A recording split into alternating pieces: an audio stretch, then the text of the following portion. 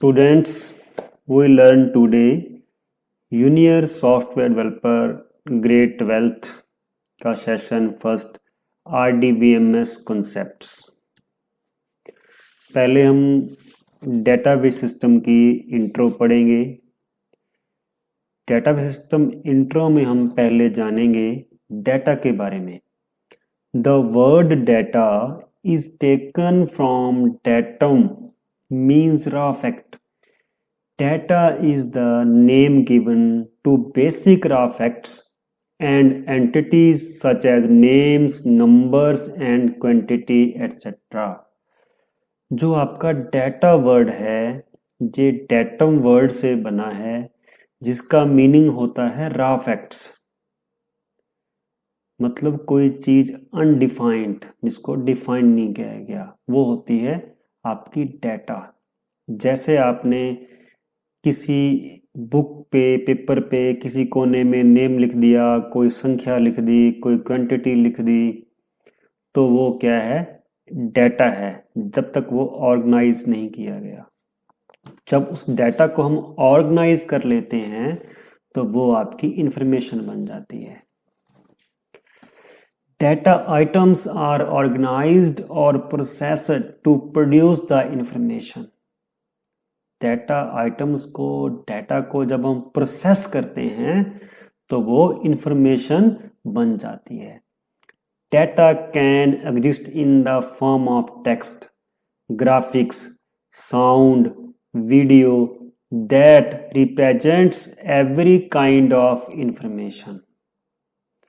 तो डेटा आपका टेक्स्ट की फॉर्म में हो सकता है, ग्राफिक्स कोई ड्राइंग कोई आर्ट, साउंड की फॉर्म में, वीडियो की फॉर्म में डेटा आपका हो सकता है। एक हम एग्जांपल लेते हैं डेटाबेस के बारे में। It is observed that the schools are maintaining the student data and that is stored in the register. After several years of leaving the school, the students can get the duplicate of school leaving certificate. For issuing such certificate, the office staff check the student data from the register, which is maintained year-wise and class-wise. By checking the student record, the office staff can easily give the certificate to the student. This is how the schools are manually maintain student details who are presently learning. Their admission number, name, date of birth, address, contact number are stored in the school register. जैसा आपने पूरे example को समझा कि school staff एक student का record maintain करता है, रजिस्टर के अंदर मैन्युअली हाथ से लिखता है। जैसा कि आपका स्कूल में एडमिशन विड्रॉल होता है, अगर कोई काफ़ी समय के बाद कोई स्टूडेंट आता है उसको स्कूल लिविंग सर्टिफिकेट चाहिए, तो स्कूल का स्टाफ उसमें से उस स्टूडेंट का रिकॉर्ड चेक करके उसको स्कूल लिविंग सर्टिफिकेट इशू कर देता है, जहाँ री इशू कर देता है। तो सोचिए आप ऑफिस स्कूल स्टाफ ने कैसे आपका मैन्युअली उसका स्टूडेंट का रिकॉर्ड मेंटेन किया। तो ये एक सिंपल एग्जांपल है आपका डेटाबेस का जिसको हम मैन्युअली मेंटेन करते हैं। देन आता है फाइल सिस्टम। कुछ समय पुराने समय में हम रिकॉर्ड्स को मैन्युअली मेंटेन करते थे। मैन्युअली के बाद आता है आपका फाइल सिस्टम, मतलब हम डेटा को इलेक्ट्रॉनिक फॉर्म में कंप्यूटर में फाइलों में हम डेटा को स्टोर करते हैं, क्योंकि मैन्युअली उसको मेंटेन करना मैनेज करना मुश्किल होता है। देखिए समझिए, now you must have noticed that the maintaining such type of records manually does not allow to correct, modify or delete the data in the register. Also, searching the details of the student is difficult to overcome the hassles faced in manual record keeping. This data can be stored in computer. The student details are stored in computer in the form of separate file. तो जैसे आपने पढ़ा देखा भी, आपका manually form में data को record करना बहुत ही मुश्किल है। साथ में अगर किसी डाटा को कोई करेक्ट करना है, मॉडिफाई करना है या डिलीट करना है तो वो हम पॉसिबल नहीं है, वहाँ पे ओवरराइट होगा। एंड अगर आपने किसी का रिकॉर्ड उसमें से फाइंड करना है तो वो हमें बहुत मुश्किल होता है। तो इसके इम्प्रूवमेंट में, अपग्रेड में हमारे पास आया है फाइल सिस्टम। हम कंप्यूटर की फाइलों में, MS वर्ड की फाइलों में, एक्सेल की फाइलों में स्टूडेंट का डाटा हम रिकॉर्ड रखते हैं, उसको हम मेंटेन करते हैं, हम उसको मानते हैं फाइल सिस्टम, जहाँ उसको हम कहते हैं फाइल सिस्टम। मतलब सेपरेट सेपरेट फाइलों में डाटा को स्टोर करना, डेटाबेस को बनाना कहलाता है हमारा file system. Limitation of file system. File system की क्या क्या लिमिटेशंस हैं? पहली है आपकी difficulty in excess. Files themselves do not provide any mechanism to retrieve data. File में ऐसा कोई मैकेनिज्म नहीं होता जिससे हम डाटा को रिट्रीव कर सकें। डाटा रिडंडेंसी मतलब आपका डुप्लीकेट और unnecessary data. Redundancy means same data are duplicated in different files.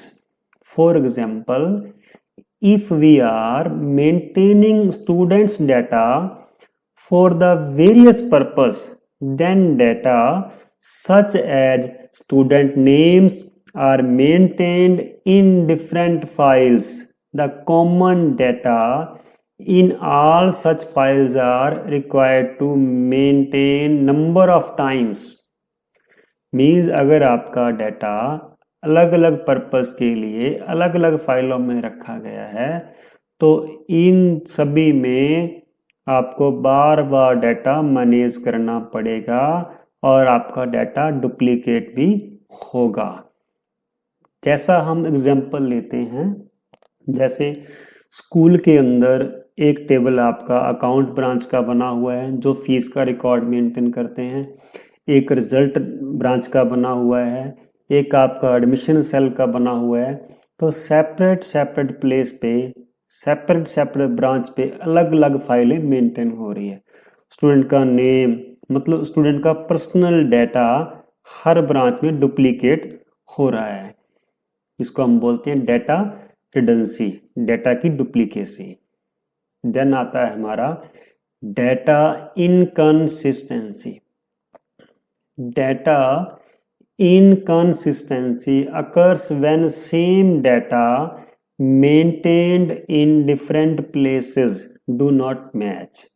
If a student wants to change the spelling in name, it needs to be changed in the number of files where it appears. जैसे मैंने पहले example दिया आपको, जो आपका data है, जो आपका डाटा है अलग अलग फाइलों में, जैसे मैंने एग्जांपल लिया था अकाउंट ब्रांच का, एडमिशन सेल का और आपके रिजल्ट ब्रांच का। तो स्टूडेंट ने अगर एडमिशन सेल में अपना नेम चेंज करवा लिया तो वो ऑटोमेटिक अकाउंट ब्रांच में और रिजल्ट में चेंज नहीं होगा। इसको बोलते हैं data inconsistency. Data dependence. Data are stored in a specific format or structured in a file. If the structure or format itself is changed, all the existing application programs accessing that files also need to be changed. अगर आपने जो आपका data एक specific format structure के अंदर file में है अगर वो आपका स्ट्रक्चर फॉर्मेट चेंज होता है तो जो आपके एप्लीकेशन प्रोग्राम्स है उनको भी चेंज करना पड़ेगा। मीन्स आपका जो आपका डाटा प्लेटफॉर्म डिपेंडेंट होता है फाइल सिस्टम के अंदर। ऐसा नहीं है डाटा आपका एक प्लेटफॉर्म पे आपने क्रिएट किया है उसको आप अनदर प्लेटफॉर्म में एक्सेस कर सको। डीबीएमएस मैनेजमेंट सिस्टम हमने इससे पहले सीखा है, डेटाबेस को समझा है। डेटाबेस क्या होता है? जो सिस्टम डेटाबेस को मैनेज करता है उसको हम डीबीएमएस कहते हैं। A DBMS is a collection of software components designed to create and maintain database and control all access to them. DBMS allow to create a database, store, manage, update, modify and retrieve data from that database by users or application programs. DBMS आपका collection of software components है जिसको database को create और maintain करने के लिए design किया जाता है, बनाया जाता है।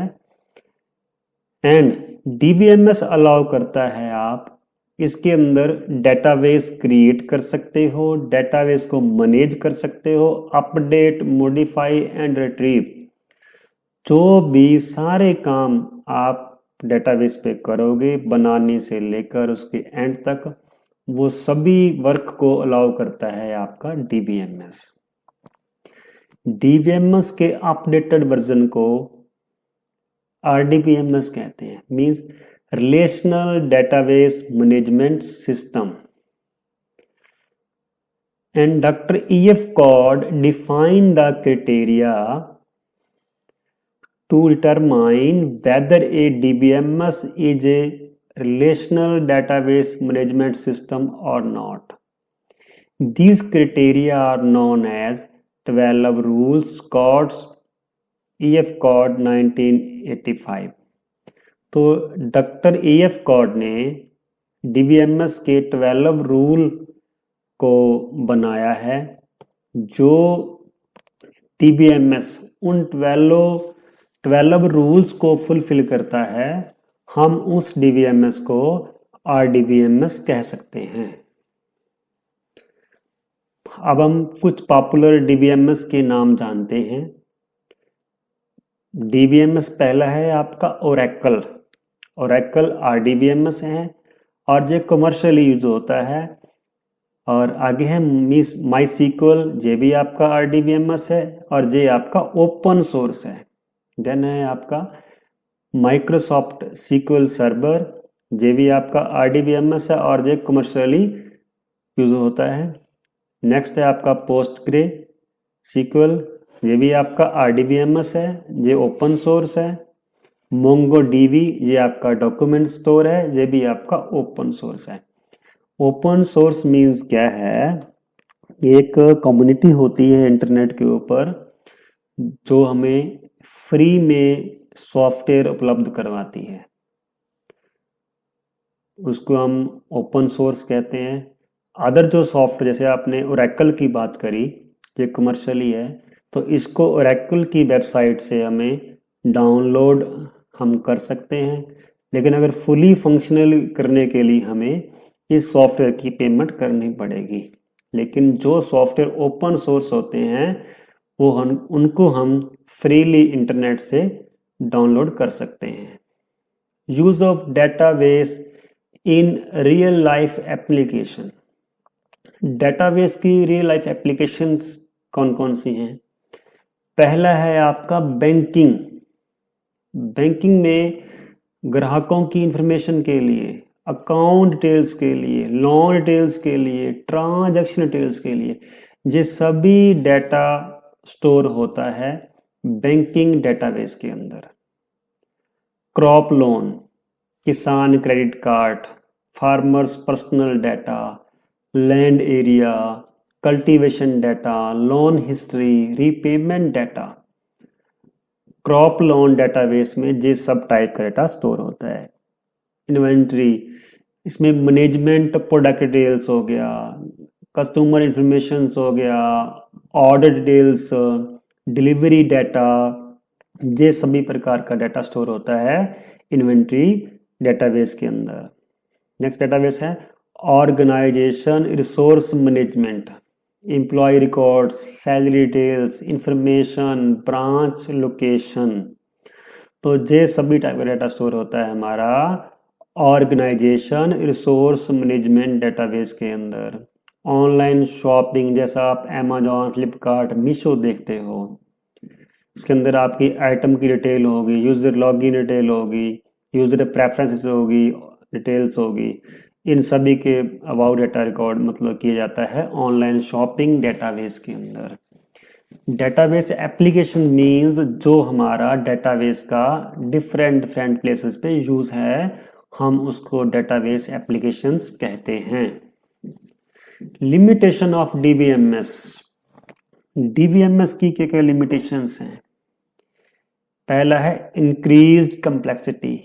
Use of DBMS increase the complexity of maintaining functionalities like security, consistency, sharing and integrity. तो जब हम डीबीएमएस को यूज करेंगे, इसको यूज करना कॉम्प्लेक्स है, इसकी फंक्शनैलिटी को मेंटेन करना, जैसे कि कंसिस्टेंसी को मेंटेन करना, सिक्योरिटी को मेंटेन करना। मतलब कोई भी अनट्रेन्ड अनस्किल्ड पर्सन है वो इसकी फंक्शनैलिटी को मेंटेन नहीं कर सकता। इससे क्या हुआ? कंप्लेक्सिटी इंक्रीज हो गई। फिर आ गया increase data vulnerability.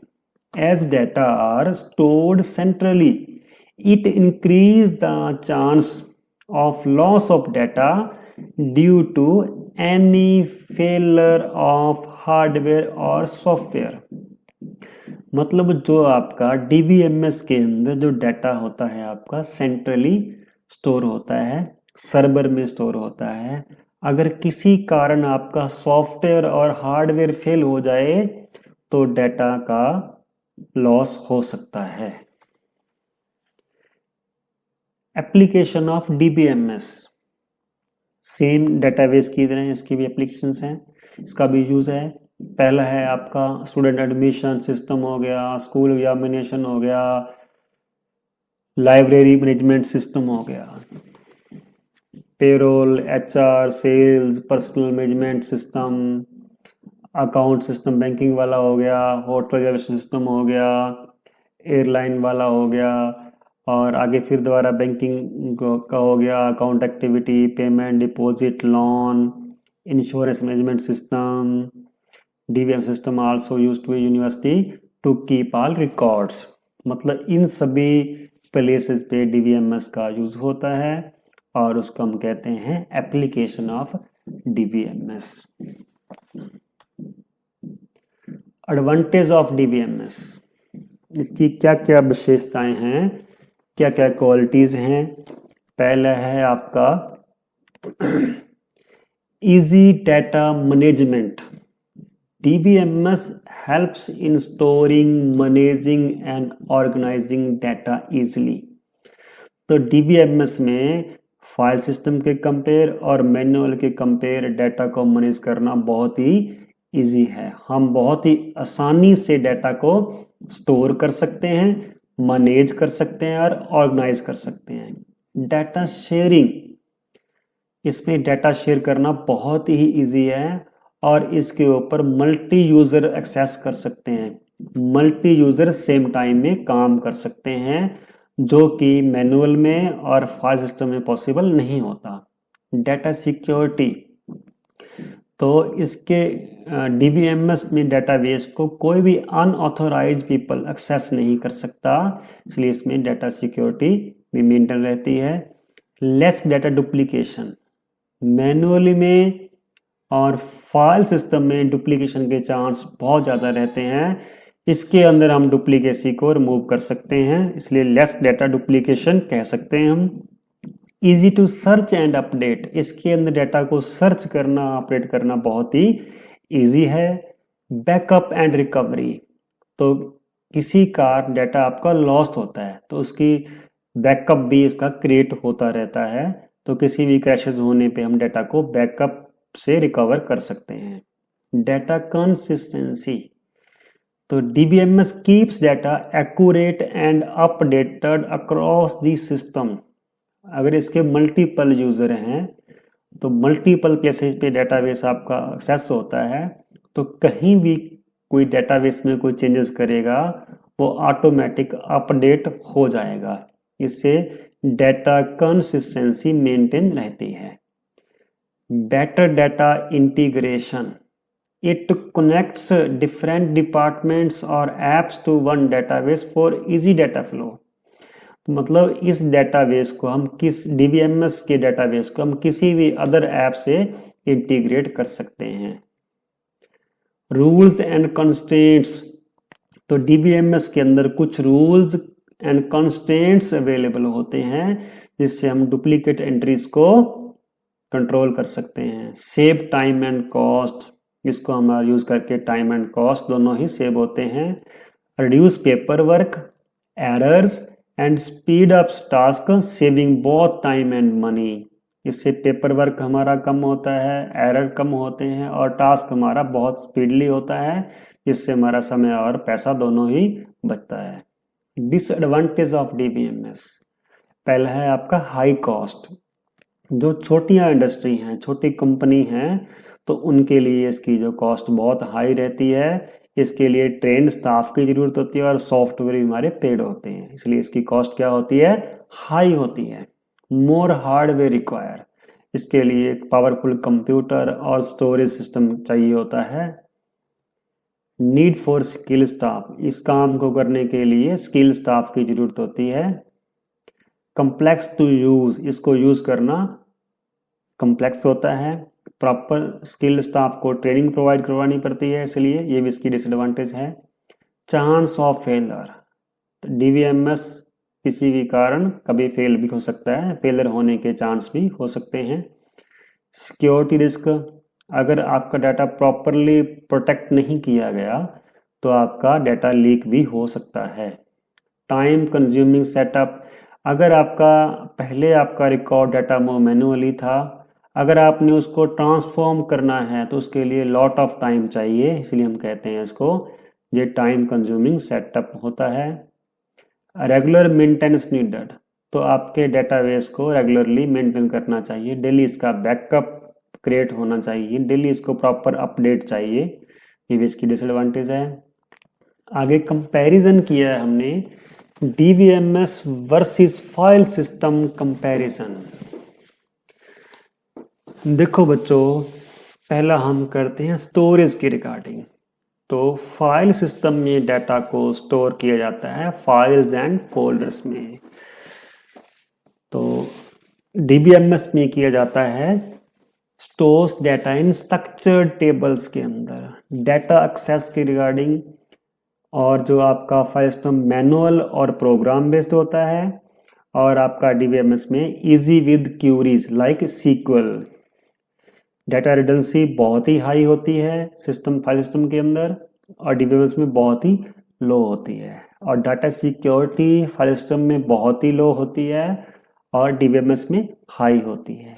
Data sharing file system में डिफिकल्ट और पॉसिबल ही नहीं है, और DBMS में सपोर्ट करता है मल्टी यूजर एक्सेस को।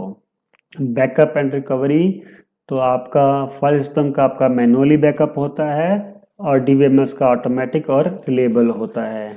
Data consistency, difficulty to maintain, मतलब फाइल सिस्टम में पॉसिबल ही नहीं होता और DBMS में इजी टू मेंटेन होता है।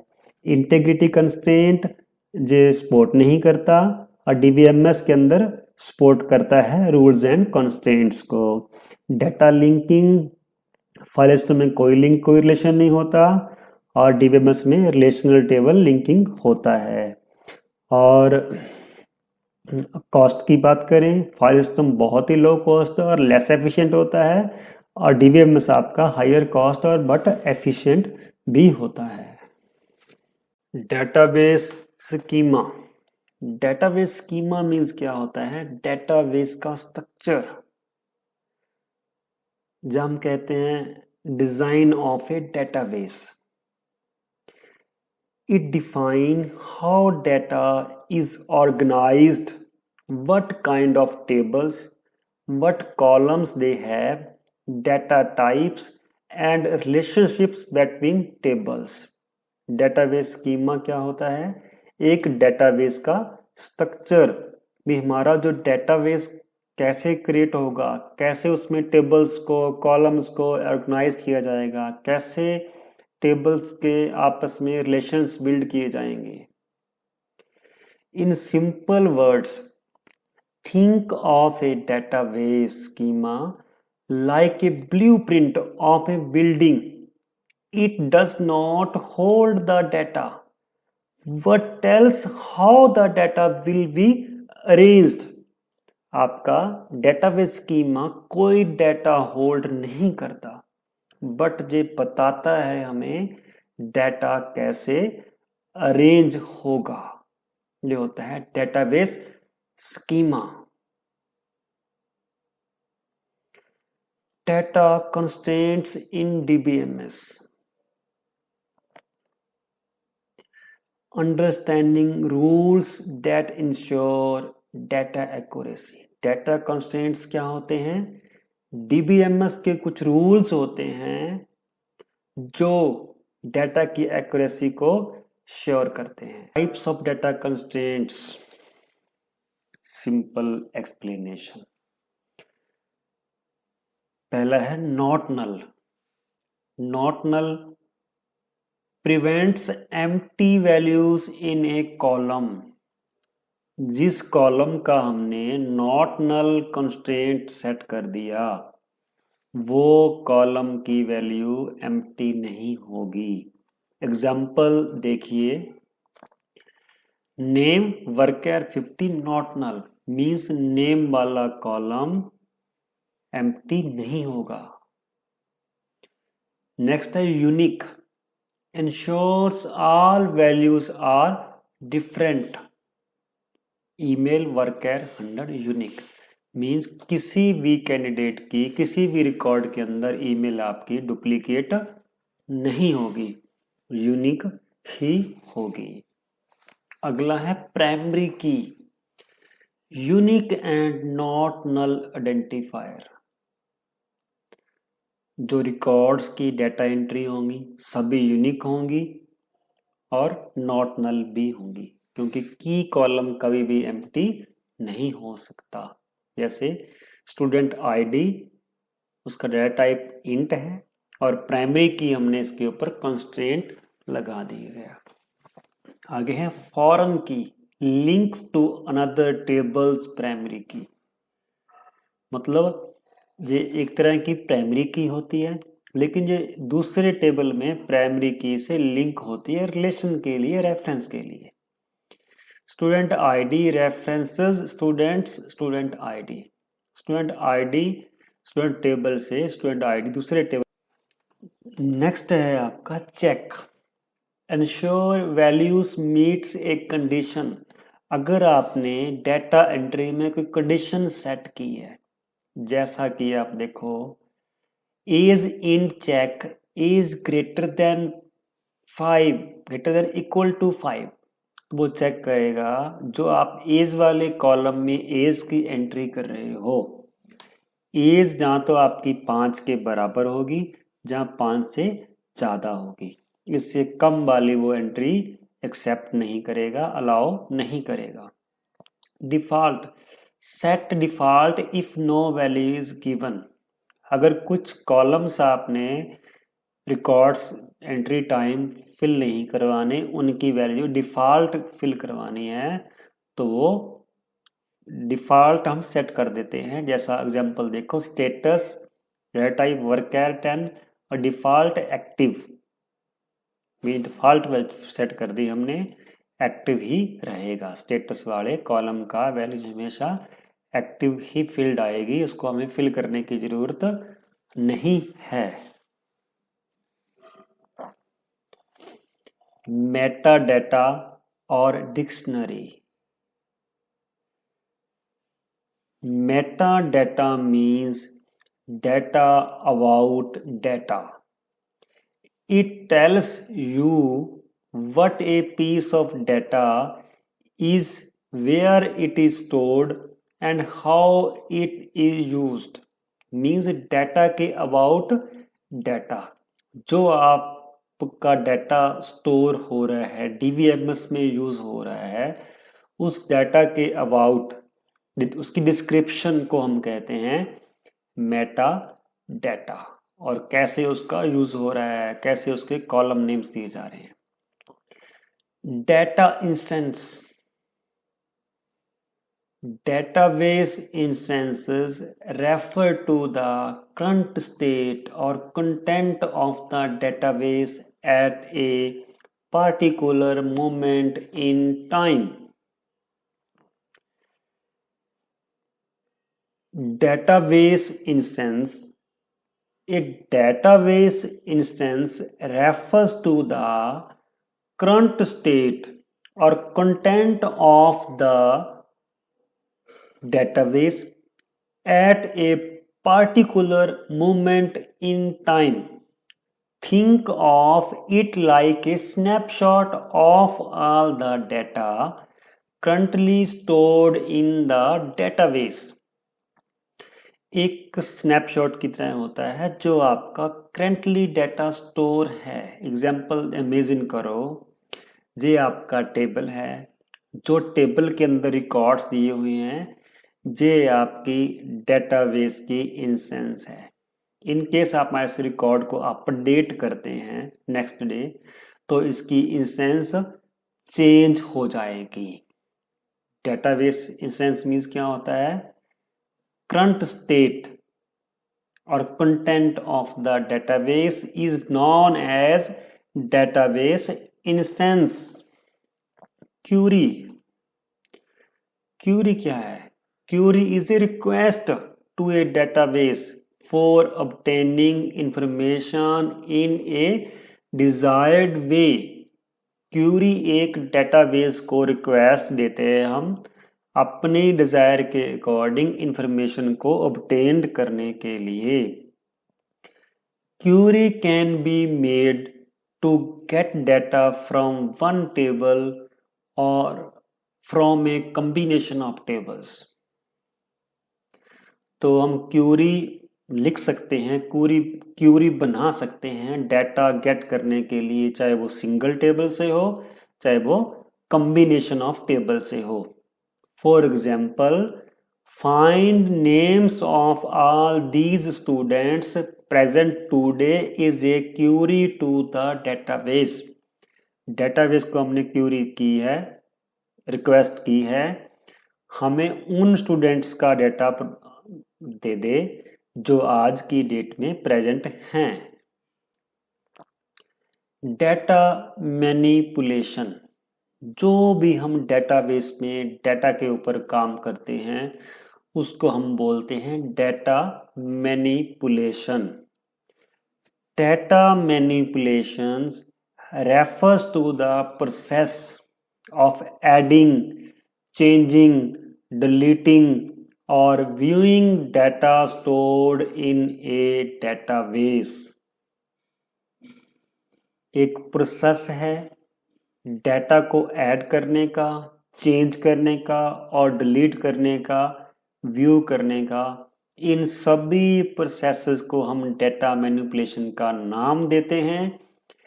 This is mainly done using DML commands in SQL, data manipulation language. Key terms in relational data model।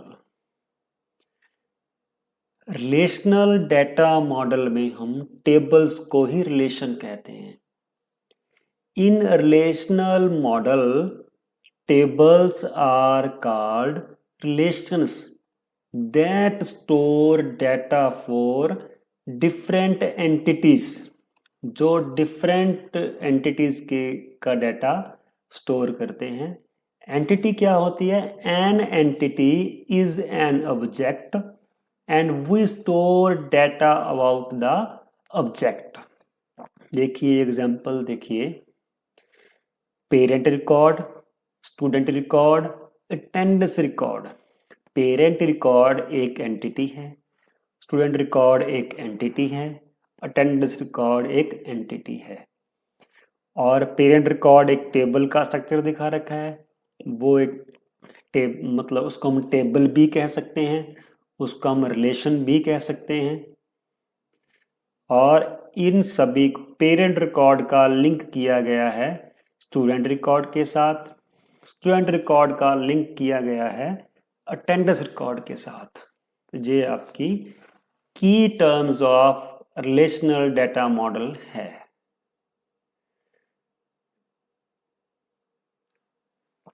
आगे देखिए, एट्रीब्यूट क्या होता है? हम कॉलम को एट्रीब्यूट कहते हैं।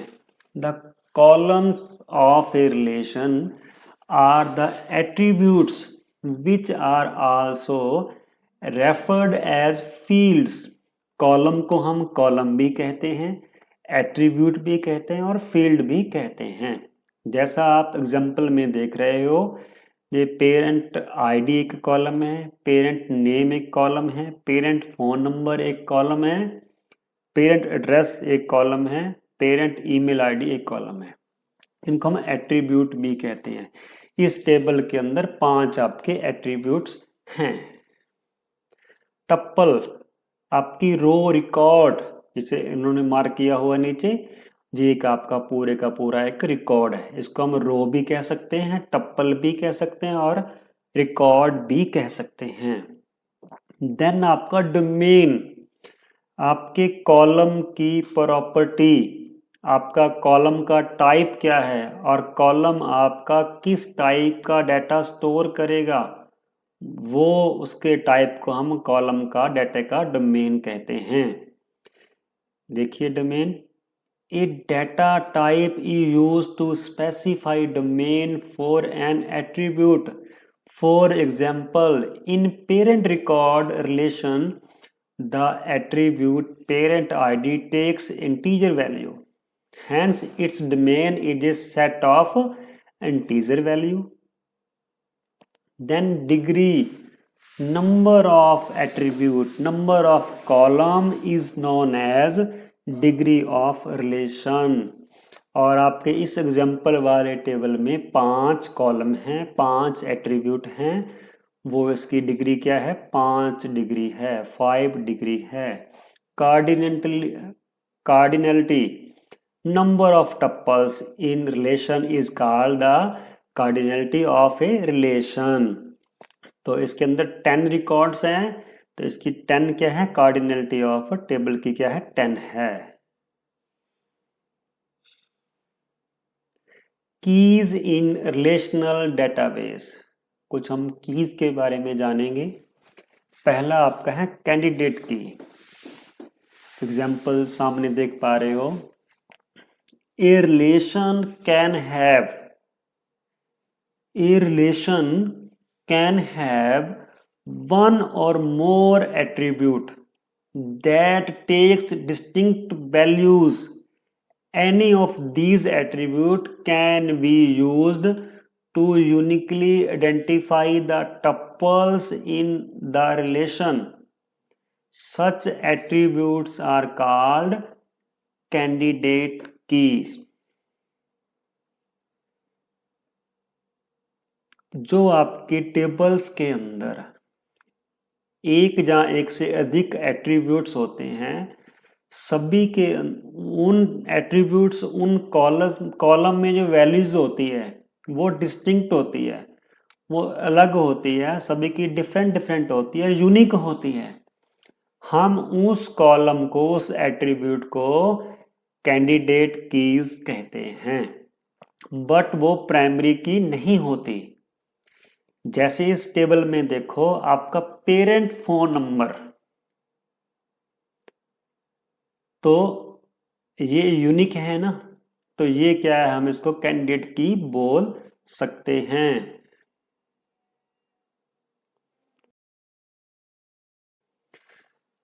प्राइमरी की,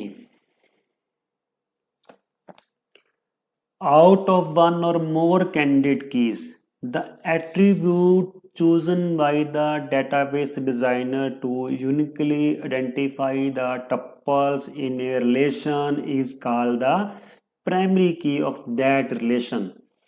The remaining attributes is the list of candidate keys are called alternate keys. मतलब जो आपकी किसी रिलेशन में, किसी टेबल में एक से अधिक कैंडिडेट कीज होती हैं और उनमें से हम एक कीज को यूनिकली आइडेंटिफाई करने के लिए चूज कर लेते हैं, उसको हम प्राइमरी की कहते हैं। मीन्स हम उस कॉलम का कंस्ट्रेंट एज ए प्राइमरी की सेट कर देते हैं और उस कॉलम को हम प्राइमरी की कहते हैं। जैसा कि पेरेंट आईडी इस सामने रिलेशन में क्या है, प्राइमरी की है, और पेरेंट फोन नंबर क्या है, अल्टरनेट की है। कंपोजिट प्राइमरी की, अगर किसी टेबल में कोई सिंगल आपका एट्रीब्यूट आपके रिकॉर्ड्स को, टप्पल्स को यूनिकली आइडेंटिफाई नहीं कर रहा, उसकी यूनिकनेस को मेंटेन नहीं कर रहा, तो एक से अधिक टेबल मिलकर, दो टेबल मीन्स मिलकर उसकी यूनिकनेस को मेंटेन करते हैं, उसको हम कंपोजिट प्राइमरी की कहते हैं। If no single attributes in a relation is able to uniquely distinguishes the tuples, then more than one attribute are taken together as primary key. Such primary key consists of more than one attribute. Then one attribute is called composite primary key. देखो example, इन relations के अंदर roll number and attendance date is a composite primary key. Means कोई भी single column इनमें से records की uniqueness को मेंटेन नहीं कर रहा, दो एट्रीब्यूट, दो कॉलम मिलकर रिकॉर्ड्स की यूनिकनेस को मैनेज कर रहे हैं, इसलिए हम इसको, दोनों कॉलम्स को कंपोजिट प्राइमरी की कह सकते हैं। फॉरेन की,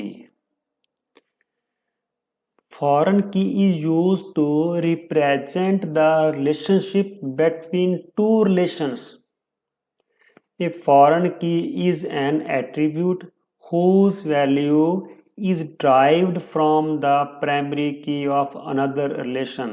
This means that any attribute of a relation referencing and which is used to refer content from another relation become foreign key if it is referred to the primary key of the referenced table.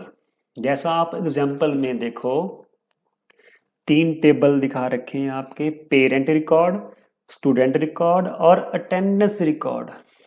अब parent record के अंदर parent ID primary की है and student record में parent ID foreign key है। Means in दोनों tables को आपस में लिंक कर रही है, और ये स्टूडेंट रिकॉर्ड ड्राइव हो रहा है पेरेंट आईडी से। आगे अटेंडेंस रिकॉर्ड टेबल, जे student roll number attendance record में फॉरेन की है और स्टूडेंट रिकॉर्ड में प्राइमरी की है। तो अब ये यूनिकली आइडेंटिफाई हो रहा है स्टूडेंट रोल नंबर से, अटेंडेंस को मेंटेन किया जा रहा है। और जो एक की कॉलम दूसरे कॉलम्स का प्राइमरी की दूसरे कॉलम में जाकर जिससे वो रेफरेंस लिंक क्रिएट करता है, वहां पे वो